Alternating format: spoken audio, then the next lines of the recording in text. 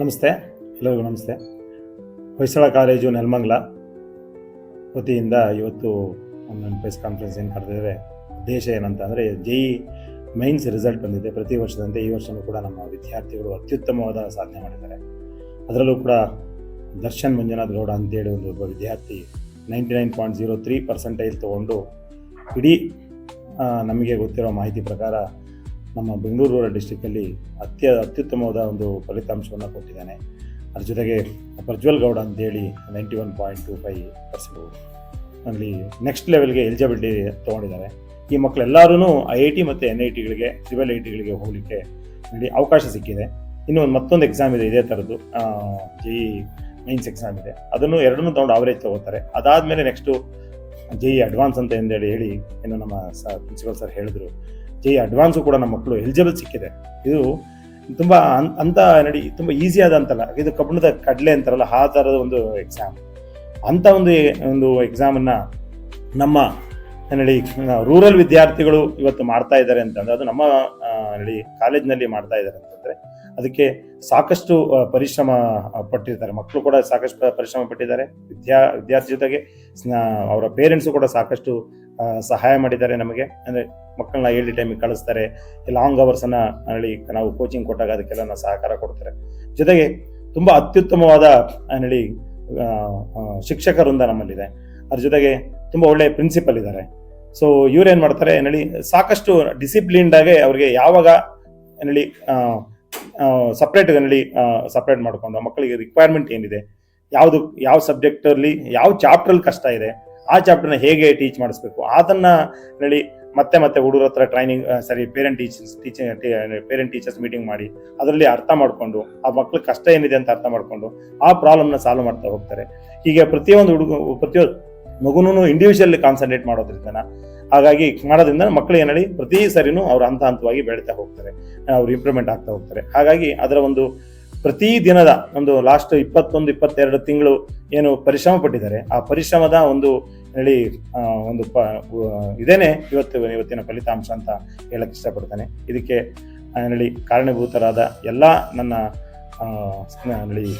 ಶಿಕ್ಷಕ ವೃಂದ ಇರ್ಬೋದು, ನಮ್ಮ ಸ್ನೇಹಿತರಾದ ಪ್ರಿನ್ಸಿಪಾಲ್ರಾದ ಗೌರಿಶಂಕರ್ ಸರ್ ಇರ್ಬೋದು, ಗೋಪಾಲ್ ಸರ್ ಇರ್ಬೋದು, ಜೊತೆಗೆ ಚಿದಾನಂದ ಗೌಡ ಇರ್ಬೋದು, ಅದ್ರ ಜೊತೆಗೆ ಸಾಕಷ್ಟು ಬೇರೆ ಟೀಚರ್ಸ್ ಇರ್ಬೋದು, ಅವರೆಲ್ಲರಿಗೂ ಅಭಿನಂದನೆ ಅಂತ ಸಲ್ಲಿಸೋಕ್ಕೆ ಇಷ್ಟಪಡ್ತೇನೆ. ಎಲ್ಲರಿಗೂ ನಮಸ್ಕಾರ.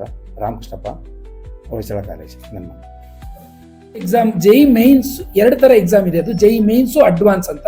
JEE ಮೈನ್ಸ್ ಅನ್ನ 2 ಸೆಷನ್ ಅಲ್ಲಿ ನಡೆಸ್ತಾರೆ. ಒಂದು ಸೆಷನ್ ಜನವರಿನಲ್ಲಿ, ಇನ್ನೊಂದು ಸೆಷನ್ ಏಪ್ರಿಲ್ ಅಲ್ಲಿ. ಈ 2 ಎಕ್ಸಾಮ್ ಅಲ್ಲಿ ಜಾಸ್ತಿ ಮಾರ್ಕ್ಸ್ ತಗೊಂಡ್ರು JEE ಅಡ್ವಾನ್ಸ್ ಎಕ್ಸಾಮ್ ಅನ್ನ ಬರೀಬಹುದು. JEE ಅಡ್ವಾನ್ಸ್ ಎಕ್ಸಾಮ್ ಬರೆಯಕ್ಕೆ ಇವೆರಡರಲ್ಲಿ ಕ್ವಾಲಿಫೈ ಆಗಬೇಕು.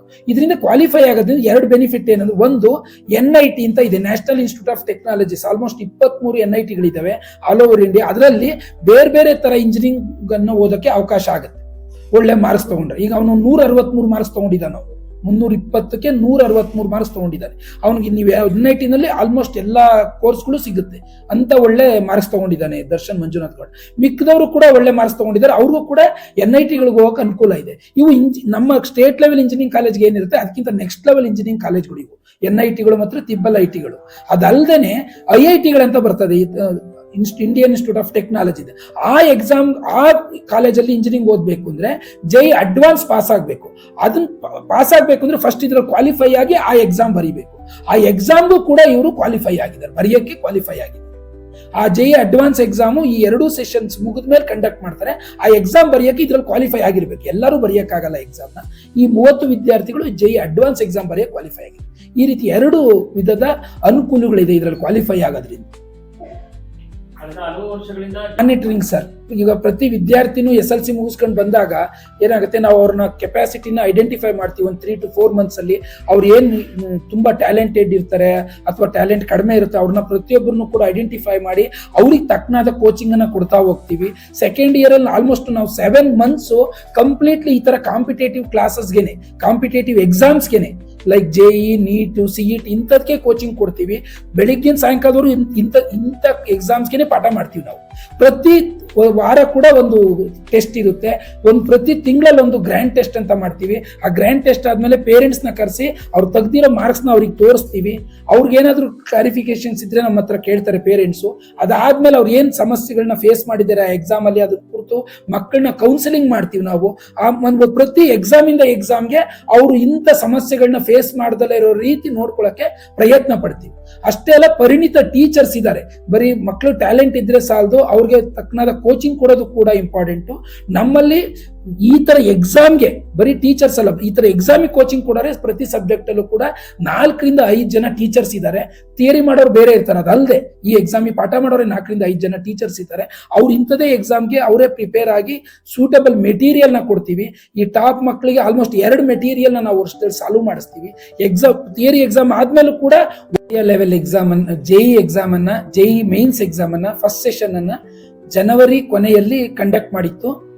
ಈ ಒಂದು JEE Mains first session exam ಅಲ್ಲಿ ನಮ್ಮ ಸುಮಾರು 30ಕ್ಕೂ ಹೆಚ್ಚು ವಿದ್ಯಾರ್ಥಿಗಳು ಕ್ವಾಲಿಫೈ ಆಗಿದ್ದಾರೆ.